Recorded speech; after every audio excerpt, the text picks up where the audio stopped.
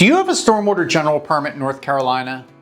Have to sample and report your discharge and have gotten one or more failing results and you're wondering what the next steps in your permit are? Or have you been notified by the state of North Carolina that due to your failing results, you are now in a tiered response category? And if so, are you wondering what this tiered response means and what it means to you and what you're supposed to be doing about it? Well, if so, this video is for you. In this video, we'll explain what the tiered response system is, the specific actions required at each tier that you have to do, and most importantly, outline a path that hopefully will lead you out of tiered status. Okay, under the National Pollutant Discharge Elimination System, or NPDES permitting program, the North Carolina Department of Environmental Quality, or NCDEQ, requires facilities covered by NPDES general stormwater permits to follow a tiered response protocol when benchmark monitoring results show levels of pollutants in stormwater discharges above permitted levels. We'll refer to these as exceedances in this video. These tiered response actions are required for all facilities covered under NPDES stormwater general permits issued by NCDEQ, including asphalt plants, concrete plants, marinas, metal recycling facilities, metal fabricating facilities, and much more. If you have an NPDES stormwater general permit, you probably have tiered response requirements in your permit. Facilities under these permits are required to conduct what's known as benchmark monitoring of their stormwater discharges, typically for pollutants like total suspended solids, TSS, pH, oil and grease, and metals such as copper or zinc. And to be clear, what is a benchmark? It's a numerical value in your permit that is a maximum target level for the amount of those pollutants allowed to be discharged under your permit. While technically it's not the same as an effluent limit, it is more or less can be considered to be about the same thing. It's the maximum number you can get on your stormwater analysis results before something happens. In this case, if any benchmark is exceeded, the tiered response process begins. So for example, if you have to monitor your stormwater discharge for total suspended solids, TSS, and you have a benchmark value in your permit of 100, and your sample result is 250 or even 101, then you've exceeded your benchmark. So what exactly is the tiered response process in your permit? The tiered response system is intended to serve as a progressive corrective framework designed to help facilities identify the source of elevated pollutants, modify and strengthen their best management practices, or BMPs, and track progress towards compliance. The process is broken down into 3 tiers, each one requiring a different level of response. Let's first go over some requirements that are common to each tier. First, almost all stormwater general permits in North Carolina require quarterly benchmark monitoring for a suite of industry-specific pollutants. That means a minimum of 1 sample every 3 months. Tiered levels may mandate monthly monitoring, which means you have to get at least 1 sample every month. This is a very heavy requirement and imposes a lot of additional work and burden on you as a permittee, let alone additional costs. This alone is one reason why you should work hard to avoid being in any tiered status. We'll call this monthly monitoring. Now, if you have to go into monthly monitoring status, know that the permit does provide a way out by obtaining 3 consecutive monthly samples that are under the applicable benchmark values. In other words, get 3 good sample results in a row, and you can go back to quarterly monitoring. We'll refer to this as 3 good results in a row. Tiered response levels require that a notification be made to your NCDEQ regional office of your exceedance, putting you into the tiered response and your tiered level, as well as other required information. We'll refer to this as your notification. Entering into tiered response requires a careful and comprehensive evaluation of what you think may have caused the exceedance and the things you'll do to try and address the causes. This requires a completion of a comprehensive site evaluation and inspection by someone trained and capable of addressing the situation, and the development of a corrective action plan. We'll refer to these as the inspection and corrective action plan. And lastly, your stormwater pollution prevention plan, or SWIP as we call it, which should be regularly updated anyhow, will most likely require exceedance documentation and updating for your corrective action plan. So, how do each of these factor into tiered response requirements? Well, let's break down each tier. The first tier is Tier 1, which is triggered when a benchmark parameter exceeds its limit during any single monitoring period. In other words, one exceedance of any parameter and you are in Tier 1 status for that parameter. Here's what you must do if you enter into Tier 1 status. The first thing to know, and the best thing, is that Tier 1 does not automatically require or trigger monthly monitoring. Check your own individual permit, but chances are for you this tier allows you to continue with quarterly monitoring, and that is a big deal for you. Secondly, you must conduct your Tier 1 evaluation within 30 days of receiving laboratory results that show you've gotten an exceedance of any parameter. You also need to make that notification to the regional office. And you need to develop and implement a corrective action plan within 60 days of the lab report.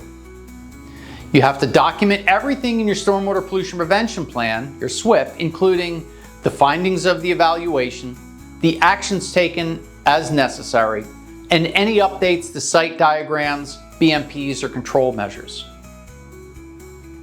The next tier level is Tier 2, which is the next step beyond Tier 1.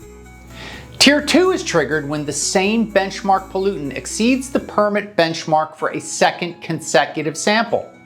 In other words, usually 2 exceedances in a row for any particular pollutant and you're on Tier 2 status for that pollutant. Again, check your own specific permit. Under Tier 2, here's what you must do. Okay, the worst part of Tier 2 is it usually requires that you go from quarterly sampling to monthly sampling. This is a heavy burden and ample reason to do everything you can to ensure your stormwater is as clean as you can possibly get it. Secondly, you must conduct your Tier 2 evaluation within 30 days of receiving your laboratory results that show you've gotten an exceedance of any parameter. You also need to make that notification to the regional office. You need to develop and implement a robust corrective action plan within 90 days of the lab report. And that plan must include things like suspected pollutant sources, a description of additional or upgraded BMPs, and a schedule to implement those measures within 12 months. And you have to document everything in your stormwater pollution prevention plan, SWIP, and update the SWIP accordingly. And lastly, you should be working to get out of monthly monitoring under Tier 2. To do that, you need to get those 3 good results in a row. Note that your corrective action plan does not need to be submitted to NCDEQ, but it must be available on site and kept for at least 3 years. And so that leaves us with the final tier, Tier 3. Tier 3 is the most serious response level, triggered when the same pollutant benchmark is exceeded 4 times within the 5-year period of your permit coverage. Now again, your specific permit may be different on what triggers tiered levels, so in all cases check your permit for your own particular requirements.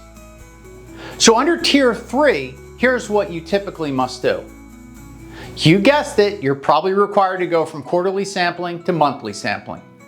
Just like Tier 2, this is not an easy requirement to deal with, and the one that you should try and avoid through a good stormwater management program to the utmost degree possible. Secondly, you must conduct your Tier 3 evaluation within 30 days of receiving laboratory results that show you've gotten an exceedance of any parameter. You also need to make that notification to the regional office, and you need to prepare and submit a corrective action plan to NCDEQ within the time frame specified in your permit, which is typically 90 days. The corrective action plan must do things like assess pollutant sources, recommend significant structural, process, or operational changes, include a schedule for the completion of these changes, typically the implementation of additional measures within 12 months. And know that more advanced solutions to your stormwater program may be required. Basic BMPs may no longer suffice alone. This could, for example, include formal discharge treatment systems, construction solutions, or other advanced BMPs. Your corrective action plan may undergo NCDEQ review, where they might review your corrective action plan and may request revisions or additional monitoring. And when you've implemented the additional measures in your corrective action plan, you need to notify the regional office again that you've done what you said you would do. Like always, you have to document everything in your stormwater pollution prevention plan, your SWIP, and update the SWIP accordingly. And lastly, again, you need to get those 3 good results in a row to get out of Tier 3. Okay, so we've told you what the tiered response is, and we've gone through the requirements of each tier level, which get progressively harder and stricter, going from Tier 1 to Tier 2 to Tier 3. Now this seems like a lot, and it is, but remember the whole point of having an NPDES stormwater permit is to do whatever you can to make sure that the stormwater that is discharged from your site is as clean as you can get it, using whatever BMPs or practices your operation and site may require. But what are some specific things that we might consider in order to help you achieve great stormwater discharge and results? Let's touch on a few practices that we normally work with our clients to implement at their sites, and which might help you from finding yourself in this tiered response situation. First, we always recommend a thorough review of your stormwater pollution prevention plan and your current implementation of BMPs. Are you doing what you're supposed to do, such as regular inspections and housekeeping? Are your current BMPs enough, or do we need more? Then we'd also review your level of training and employee knowledge about their stormwater permit requirements, including ensuring that your staff is knowledgeable and empowered to take great stormwater samples, which we find to be the source of a lot of exceedances in the first place. Don't underestimate training. It's vitally important. We find it to be one of the most overlooked aspects of your stormwater permit requirements, and trust us, a solid training program can and does make a world of difference. Often we find that facilities have little to no idea about their stormwater results. Samples are taken, numbers are generated, but no one really ever looks at them and dives deep into them. These are important and should be tracked as soon as received by every facility with a stormwater general permit. This is the data that tells us how you're doing, whether good, bad, or in a tiered response, so it's critical to follow your data closely. Finally, we take a deep dive in your BMPs. Are your BMPs adequate in the first place? Are they being maintained? Do we need to enhance what we've got, or do we need additional BMPs to be implemented? Might we need advanced measures like constructing diversion or drainage features, installing treatment systems, providing secondary containment, buying new equipment, moving materials indoors or undercover, or more? In short, there's usually a lot that can be done to get better stormwater results and to help get back off of a tiered response if you're already there, or to avoid it in the first place. And finally, reach out to experts for help if you need it.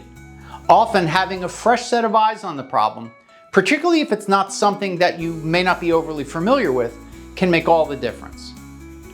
If you need help with any aspect of your North Carolina Stormwater General Permit Program, or find yourself getting poor results or into tiered status, we love to talk with you about possible solutions. Reach out to us by calling, submitting a Contact Us form on our website, or schedule a time to talk with us and how we might be able to give you a hand. If you're unsure how to interpret results or develop a Tier 2 or 3 plan, Our team is here to help you. As a final note, in all cases, refer to your own permit. We've covered the tier response system in general, but your specific permit may be a bit different. So like all government approvals, read your permit and know what you need to do and how to avoid the tiered response system. We hope this video has helped you understand what the tiered response system means for your operation, but if you still got questions, we're here and ready to help however we can.